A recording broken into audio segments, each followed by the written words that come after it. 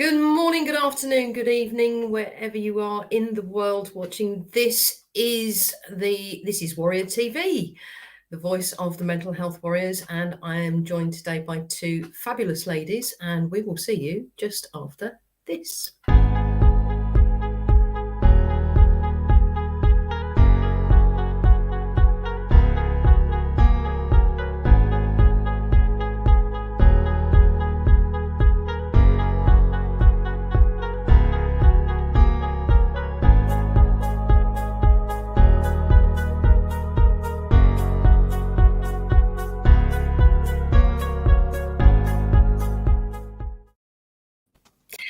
We really need to do something about that intro. It's getting a bit boring now, isn't it?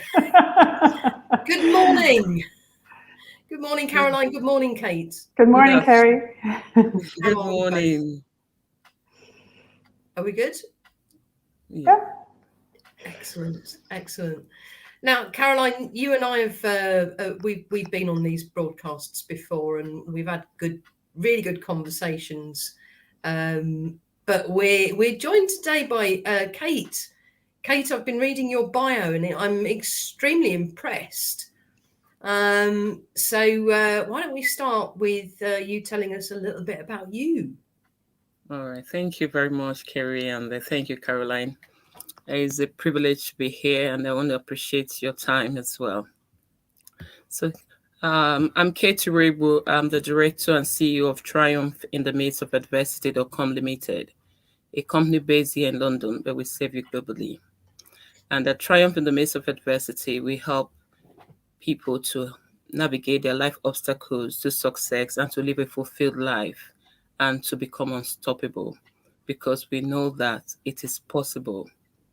And the journey is not as being from adversity to overcoming adversity to success and to find fulfillment in life, meaning that my life obstacles, has brought me doing what I really, desire to do or what I was born to do. So I say that my life obstacles have brought me to my calling. As I said at one of my speeches at the Croydon Park Hotel when I was a guest speaker, I did say that my, numerous qualifications almost robbed me of my dream. Thank you. That's a really interesting statement, actually, you just said there.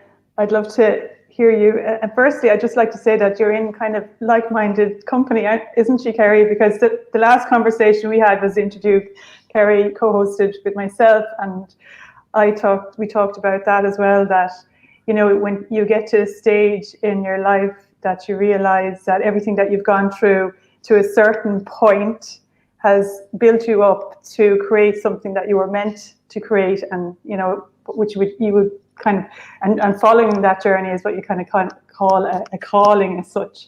So then you kind of transform into giving back to society in a unique way, so it's funny how that's kind of mirrored in our lives as well. It's fantastic for you to have got to that stage, I'd love to hear more about the journey that actually brought you to that realization. Yeah. So in life, as humans, we must be aware that we are prone to go through difficulties in life, because sometime in the past, if someone have offered me my 8 key strategies to overcome adversity, I will be thinking, what do I need it for? Because life was pretty rosy with me. And that might be the situation with most of you out there who might be listening to me today. You might be thinking, Kate, I'm having fun in my life. I'm a very successful entrepreneur, or I'm very successful in my career. So why should I bother about adversity? But I must say that humans, we are prone to go through challenging situations in our lives, whether major or minor.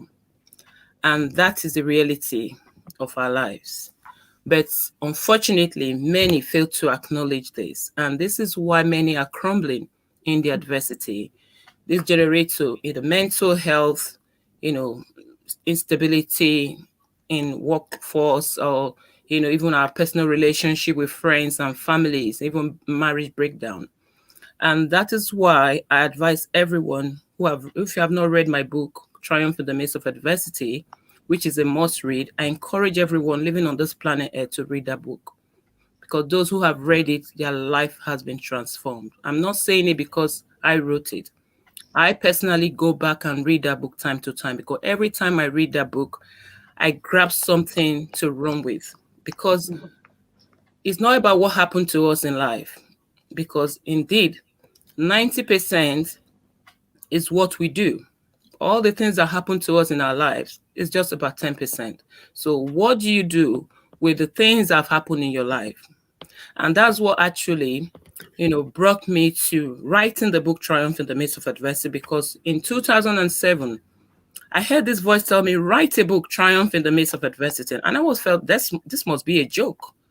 What is book writing? Oh my goodness. I'm a microbiologist with 2 BScs in microbiology, MBA in business admin and marketing. And I'm looking forward to going to pursue a career in biomedical science. So what does writing a book have to do with this? And also, I was in a situation whereby my twin daughters, my lovely twin daughters, were going in and out of the hospital. So that was a big challenge in my hand. So my career was even on hold, but writing a book was not even in the picture, even when my children get better. So I just felt that voice must be a joke. Now, that was what I didn't discuss it with anyone. I just swept it underneath the carpet, and I said, no, I don't even want to bother about this thing, because I can see the adversity, but where's the triumph? So why will I write a book, Triumph in the Midst of Adversity, when all I'm seeing around me at the time was adversity? My lovely twin daughters were going in and out of the hospital. The ambulance were picking us. They actually kept a big room for myself and my twin daughters, so that when we come, we'll be able to have enough space. So, and also we're waiting for our residency permit. So someone who was in Lagos, in Nigeria, living a life where you can travel to any part of the world, you can come to London on holiday where you desire. I can go to Dubai, to do my shopping and just live life as, But now I'm stuck in one organization waiting for my residency. And now my twin daughters came, at the time I prayed for them, but I wasn't prepared to have a baby under that situation. But God knows they came at that time. And now from one mistake to the other, one wrong diagnosis to the other, and now my daughter is going in and out of hospital for severe seizures. And as if that wasn't, hard enough to handle, the twin sister was asked to come for a routine check on one of the visits. And behold, guess what? The twin sister was diagnosed with murmur of the heart. And when the further investigation was carried out, we realized that she's had the biggest hole in her heart in medical history. So she had ASD repairs. During pregnancy, we didn't find anything. During birth, she was absolutely fine. 6 weeks check, both of them were perfectly fine. But 3 months and 3 weeks later, meaning that 3 weeks after the 6 weeks check, the sister had an antibiotics overdose when she had a cold. And from the antibiotics, I took her to the hospital. Overdose, I took her to the hospital. The doctors were saying, no, it's nothing to do with the medication. This child, have birthmark and the coffee black spot. That is the spot on her body that's causing the shake. And I'm like, no, I gave her this medication. I actually told the dad that, listen, look at what this child is doing. But men will always be who they are. We see far beyond what they see. So sometimes, that is why what we see is not what they see. And he said, no, the child was playing. That she's absolutely fine. And that was how we got to the hospital. Doctors were giving her medication for anticonvulsants and anticonvulsant medication for convulsion or seizures. And that was how it escalated. And she became more severely, disturbed from a little shake that she had. Now she's having seizures, and some days she have 10 to 15 seizures a day. Wow. And it got to a time, and I said, listen, I have to put a stop here, because in my 8 key strategy, I did ask people to handle their difficulties themselves first, which is the Bestselling strategy. One is to acknowledge, which I did. Acknowledge I have a challenge in my hand. And I figure out what the root cause may be, and I realized that, yes, it is this medication. But the doctors who are here to help me, they are not agreeing with me. They are telling me something totally different. So in as much as they intend to help, because they didn't acknowledge what the root cause was, it caused more problem for me. And that was very challenging at that time. It seems my walls were crumbling. I wake up in the morning. There was a day I told myself, I said, listen, I wish my life could become a dream, where my dream can become my reality, because I can't believe what's happening now. As the sister went for the routine check, guess what? The big hole in the heart was not something they could close on its own, except we have to go for a major heart surgery. Oh my goodness. I'm like, what? As if the one I was handling wasn't, enough. But having said this, going through all that at the time, I was like, what is all this? But in 2017, I came to realize that the book God have asked me to write, Triumph in the Midst of Adversity, was indeed a book I must write as part of my journey. So it took me, several years to come to that realization, but I thank God that I wrote that book. And since I wrote that book, the rest is history. I've really, really thank God, and all the difficult challenges I've had, I've applied these 8 key strategies, which I coin as ABSALA, which is acknowledge your adversity, figure out the root cause, seek for help. No, figure out the root cause, resolve the situation, prevent it from reoccurring if you can. But if you cannot prevent, because there are certain things we cannot prevent, then you have to resolve the issue. And if you cannot resolve it, you seek for help. And if you seek for help, not just seeking for help from people who care less about you or people who feel sorry for you, but actually seeking for help from experts who can indeed help you, who are genuinely, there to help you and not just to make money, because that's another issue of its own. Because there are many people out there who are there as, entrepreneurs to make money off people, but not genuinely to help you. But if you meet people who have the calling, who understand that business is not about making money alone, but to help people, and then you get paid in return. And I also ask you to learn from it as well. The book is on Amazon anyway, and it's an ebook and in paperback, and you can get the audio for those people who are lazy readers. I used to be a lazy reader as well, so I've made provision for them to get the audio copy on my website, which is www.triumphinthemidstofadversity.com. And why am I telling you this? It doesn't matter where you are at this minute. Maybe your life has been very rosy. You've lived a successful life, very successful in your career, as a parent, as anything that you think you are. Please, please, please, you must have this 8 key strategy handy. Because what happened is this. A time will come in your life that you might not even be so focused to actually even read a chapter in that book. How much more to run with the strategies? Because it happened to me when I had my personal lockdown in 2019. Because for most of you out there, you say, oh, there was lockdown. People were getting frustrated. But actually, the COVID-19 lockdown was the second lockdown for me. Excuse me. Let me grab some water, please.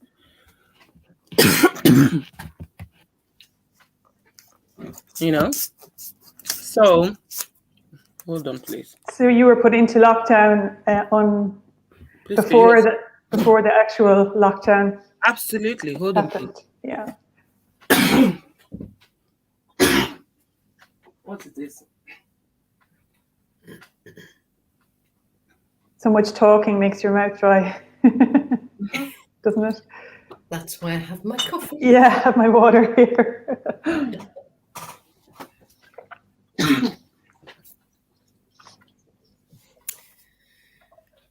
I've not coughed since 1 week now. I don't know why I'm coughing. Anyway. That's okay. All right, thank you. Yeah, so as I was saying before I left, I had a personal lockdown because my daughter joined me unannounced. The dad had to drop her with me because he couldn't cope with her care. Because my daughter was talking to you about who was giving, medication for anticonvulsant, actually kept her, developmentally delayed. We managed to get help, which I did. I seek for help with the Institute of Human Potential in Philadelphia, and managed to resolve seizures. Praise God. because if not for that, now she would be in a comatose situation, maybe, you know, confined to a wheelchair, because the situation then was very bad. Was very bad. She couldn't walk, she couldn't do anything. Now she's walking, she can feel pain now, she can express herself, to a certain level, but she's still, globally developmentally delayed.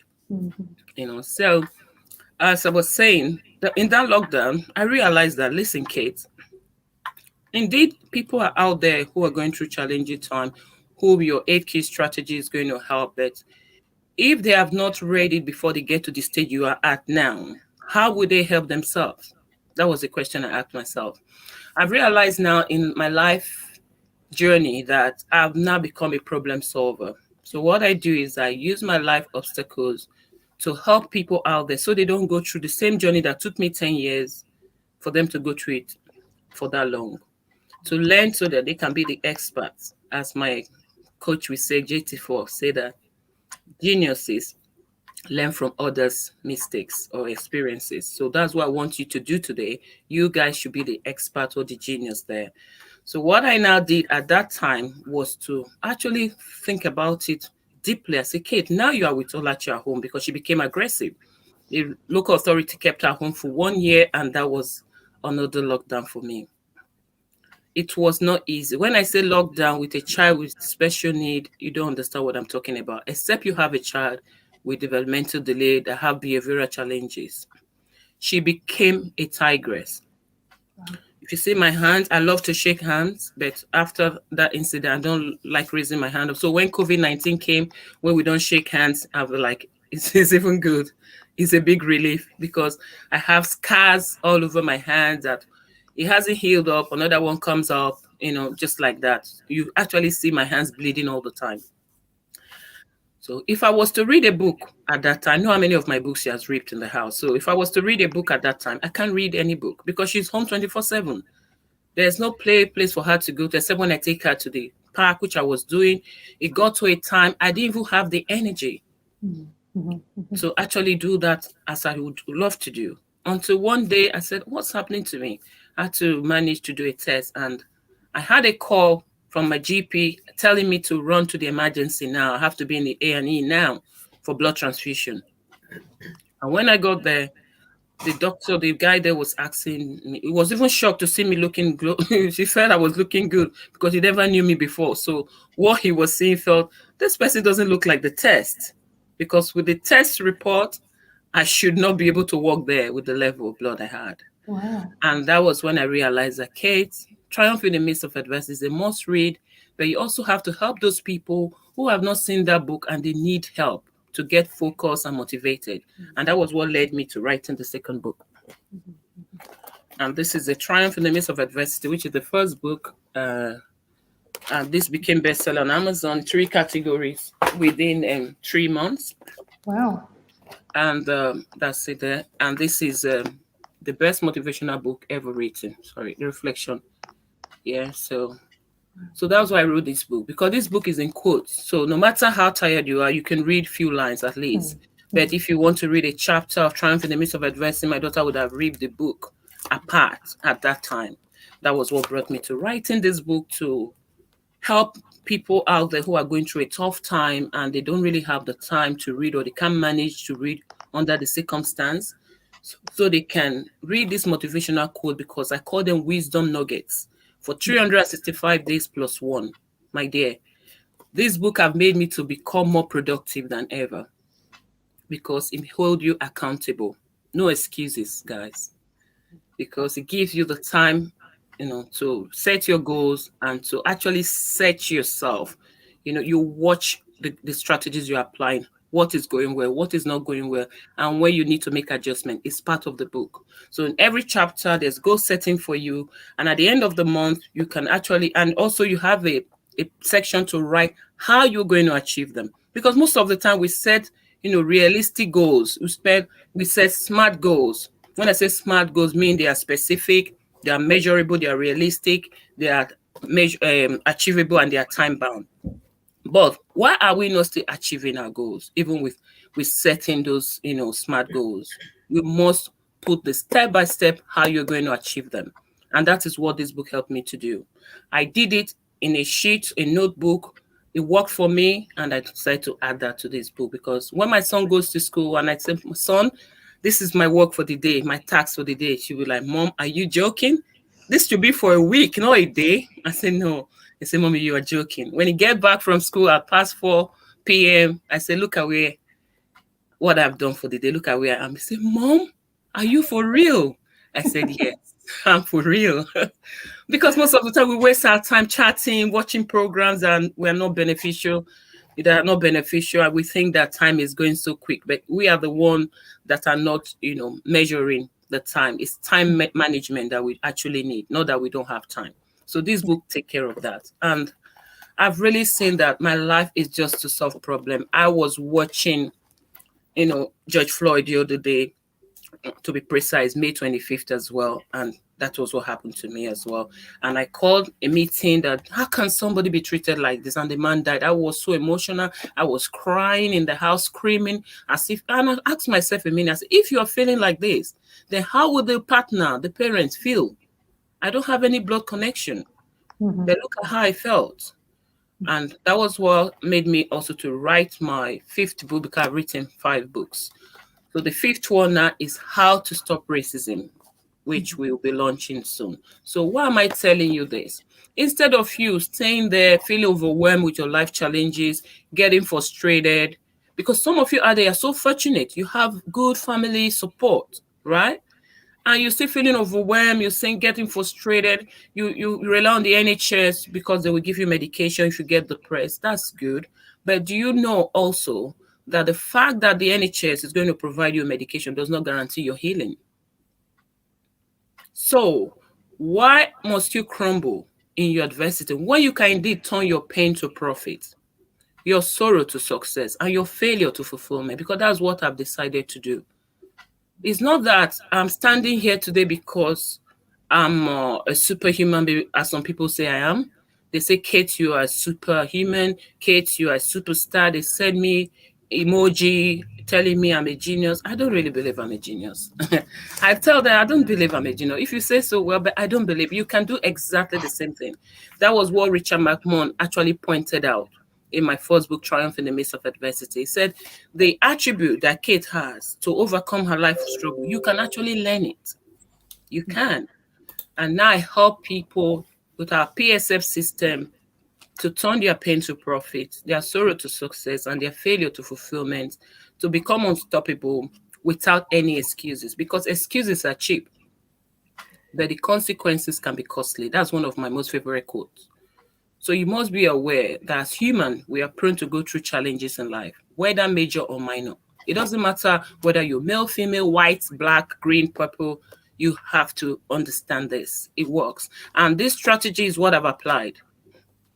It is very much about how we respond and react to different situations, isn't it? And Absolutely. moving forward from those situations, the lessons that we learn from them are what are important. Absolutely. And making sure that we carry them with us into the future. I'm interested to know, because I'd love to read your book at some point. I'm sure I'll get myself a copy and have a good read. But I'm interested to know, because I work with lots and lots of different types of people. And one of the biggest things that seems to hold them back, that seems to prevent them from actually moving forward and achieving what they really want to achieve and actually fulfilling their potential, are beliefs about themselves that aren't helpful, that are not useful. And they do struggle massively with getting past those. How would you actually approach that particular scenario? Yeah, what I do is that I apply the winner mindset in my adversity.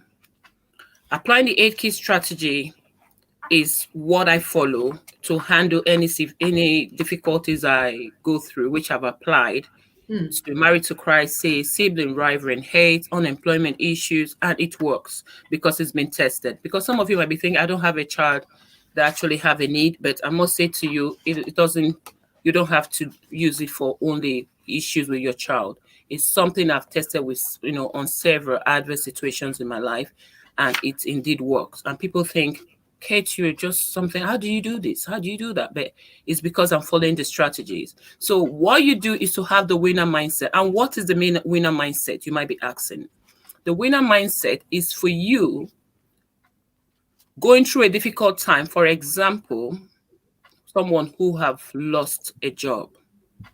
Not to just see yourself in that situation and see loss of your job as a problem or as something that should crumble you, but you should actually see it as an opportunity. And also, the winner mindset help you to see beyond where you're at and see into the future. So for now, when I had my daughter going through those seizure situations, or when I was having some, issue, when I have contract with work, and maybe say 6 months and 4 months time, they'll give you great reviews and all that. But they tell me, Kate, we think, you're doing so well, but, we'll not be able to have you till so time. Maybe somebody come from maternity leave back, or they have their staff back, whatever reason, I don't know. But they don't give me any negative review, negative feedback, or positive, which is good. But it's not good because it wasn't making my CV to be. But that helped me to ask myself a key question that, Kate, because I was actually now applying for a full-time job. And I said, Kate, this job you're applying for, if you are paid 3 times the salary that have been advertised, would that make you happy? And I actually realized no. So it means that I was pursuing a goal that does not align with my core values. But what was I doing that? I was doing that because I felt this is my qualification and I want to earn a living, and this is what I should be doing. So that's when you're going through a difficult time, you must see beyond that situation. You must see you moving, or overcoming it, even while you're still in it. You must not feel sorry for yourself. And I must repeat this again, because many people out there, even people around us, when we're going through a challenging time, the best thing they think they can say to us or do to us is to feel sorry. No, that is not a position you should take. When you feel sorry for you, sorry, go ahead. Sorry, I was going to say I would question that only in as much as I believe that we are, excuse me, we are feeling beings, and part of this whole movement is to let people know that, it's okay to not be okay. Absolutely. It's okay to feel those negative emotions. What I do is I encourage people to, allow those emotions to come in, allow those feelings to come in, but don't allow them, if you possibly can, to control your life. So it's okay for them to be there and for them to sort of like walk alongside you, if you like, for a little while. But you as the individual must stay in control of that, and know that you can and will, when you decide, actually move out of that and into a much more positive mindset and state. Yeah, and I think actually it's kind of like they are the elements that go into the ingredients of kind of transformation. So like when you're going through a transitional period in your life, often, we're mind focused. So like that, Kate, you're saying, yeah, I get what you're saying, where you're saying, oh, I had this strategy in my mind that I wanted life to unfold in this particular way. And then when that plan starts to, crumble as such, or it doesn't start to, it's not actually working out the way you intended it to work out, you start to feel depleted and, depressed and, disillusioned with life.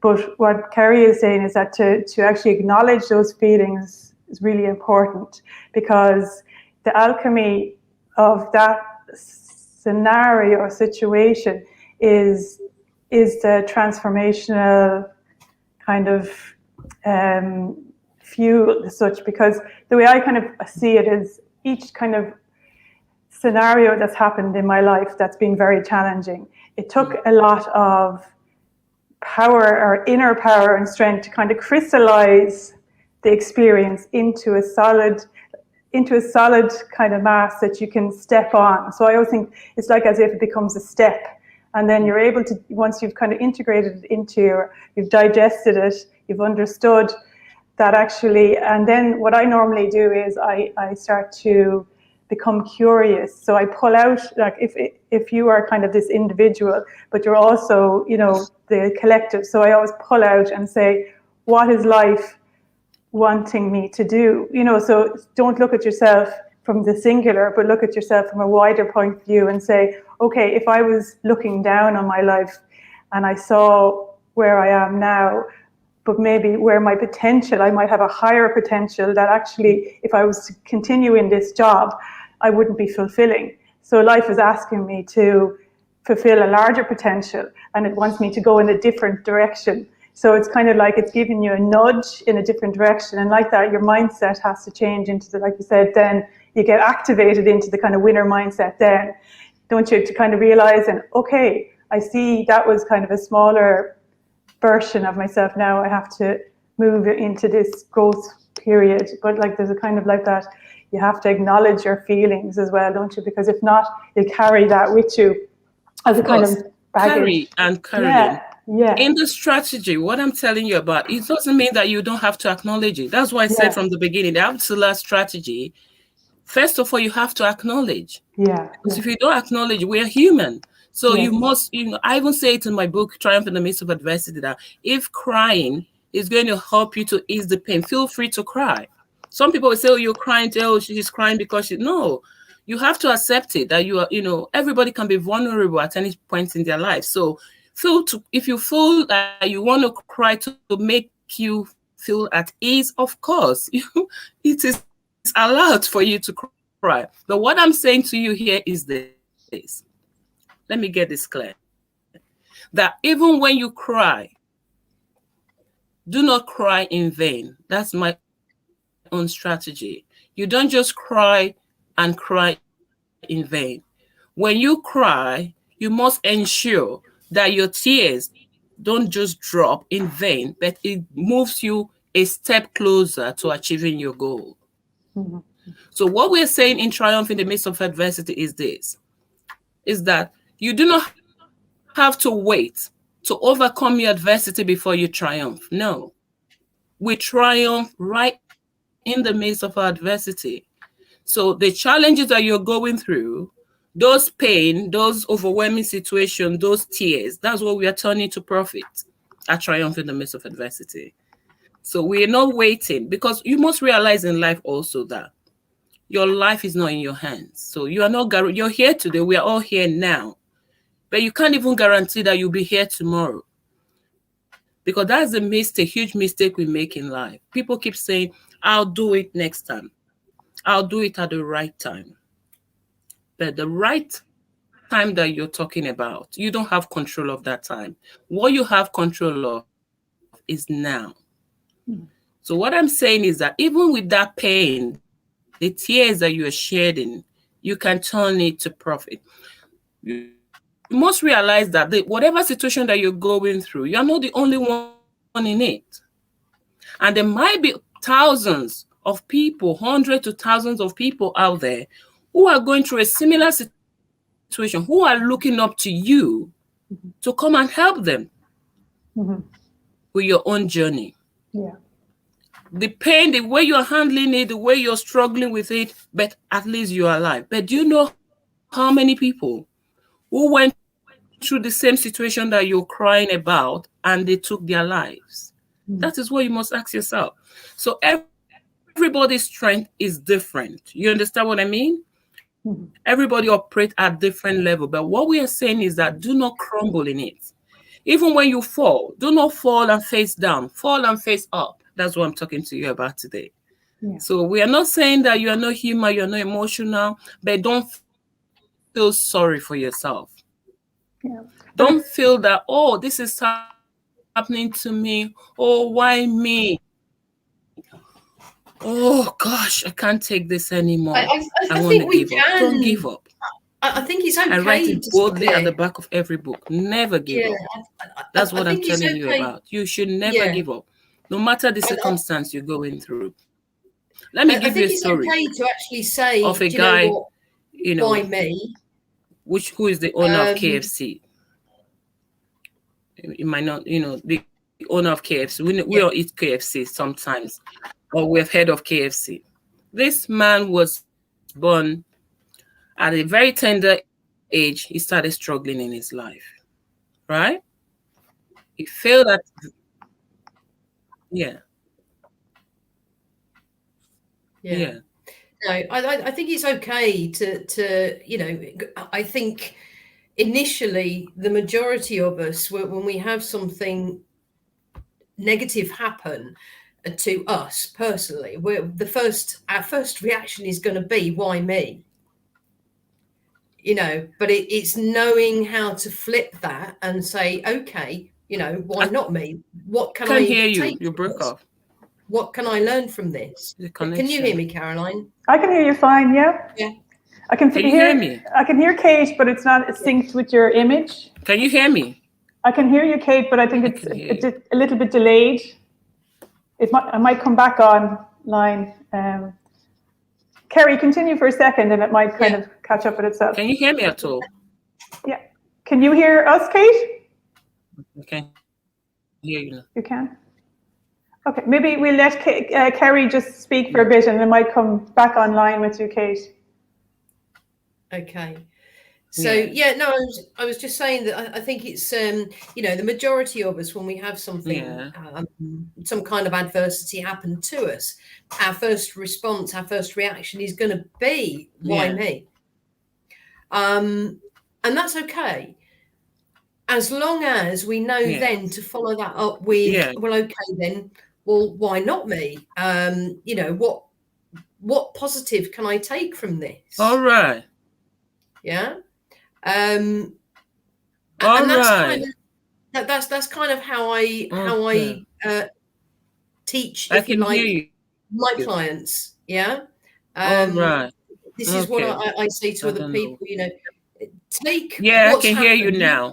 I wasn't hearing you for a minute. Yeah.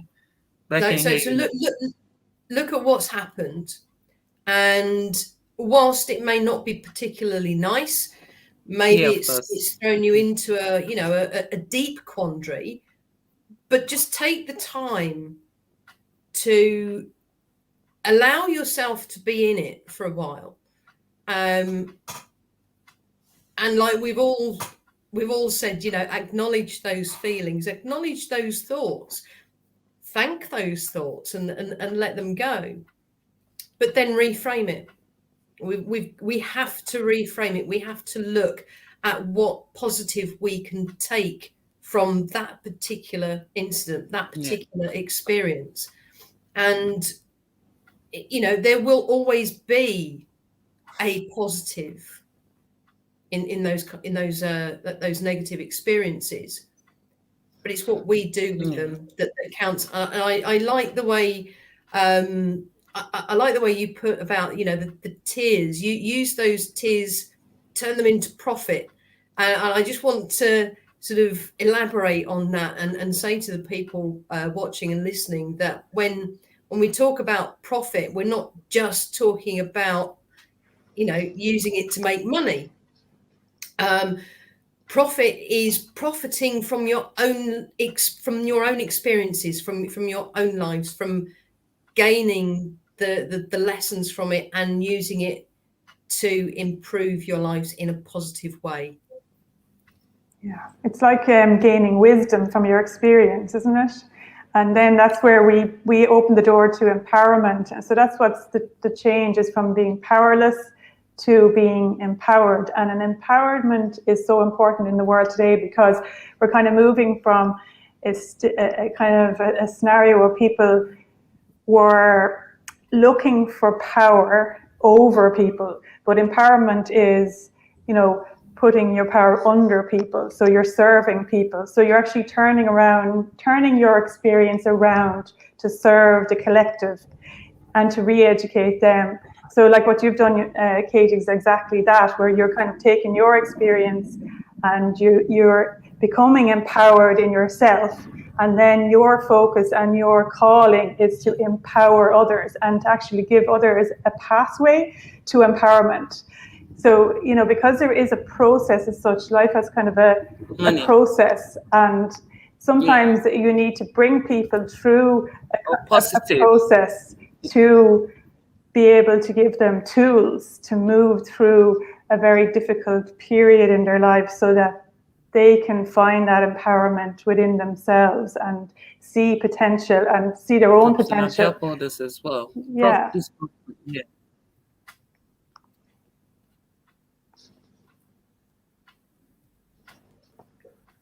Sorry, Kate, I can't hear you. No, neither can I.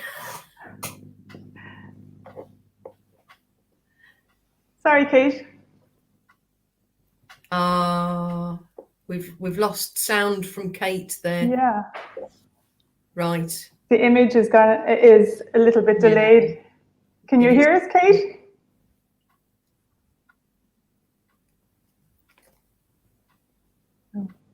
No. I can't hear anything. No, I can't either. Okay, right. So, guys, for those of you who are watching, do go and have a look at and get yourselves a copy of Kate's book, Triumph in the Midst of Adversity. It sounds absolutely amazing, and I'm sure that there is loads and loads and loads that we can all learn from that and from Kate's experiences. I don't think Kate, can you hear us, Kate?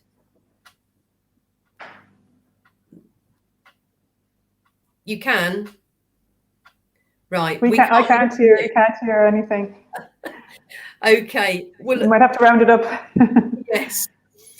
Yes. We'll leave it there for today. But Kate, if you can hear us, we'd love to have you back so that we can chat a bit more about this. We do that at Empower to Fulfill Your Potential events. We co-host events in London here as well. There we go. So we have these 2 events where we do that. So yeah. Okay. Can you hear me? Fabulous. Really? You can now. I said we have 2 events we co-host. Yeah. Can you hear me now? Yes. Can you hear me now? Can you hear us, Kate? No. Okay. I think it's delayed. Yeah. I think it is. Yeah. Right. Well, we're going to wrap it up. Can you hear me at all? Can you hear me? Let me connect with my phone. If you can hear me, okay? Everybody, thank you very much for watching. I will be back later. Let me connect with my phone. With Adam Duval and 3 other ladies, and we will be talking about the law of attraction. I'd like to thank you very much, Kate. I don't know if you can hear us, but thank you so much for joining us this morning. We will have you back and we will continue this conversation very, very soon. In the meantime, guys, have a great day and we will see you later. Bye.